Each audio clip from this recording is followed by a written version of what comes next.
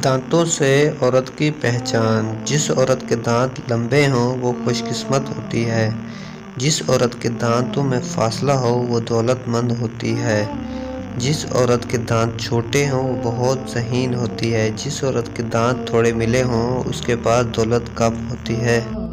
जिस औरत के दांत बिल्कुल जुड़े हों उसके पास दौलत लेट आती है। जिस औरत के दांत बिल्कुल बारीक हों वो बहुत तेज़ दिमाग होती है। जिस औरत के दांत नुकीले हों वो दिल की साफ होती है।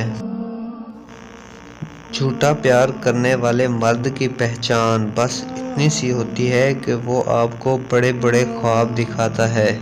बेहतरीन औरत अपने मर्द को 3 तरह से खुश रखती है, अपनी दीनदारी से, अपने बनाव सिंगार से और अपने अखलाक से।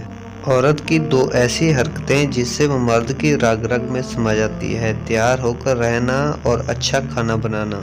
शादीशुदा औरत का जिस्म जब मर्द के नफ्स का भूखा होता है तो ये निशानियां ज़हर होती हैं। वो आपको देखकर मुस्कुराएगी, अपने होंठ काटेगी और अपने बाल पर हाथ फेरेगी। मज़ीद इस तरह की वीडियोज़ के लिए हमारे चैनल को लाजमी सब्सक्राइब करें।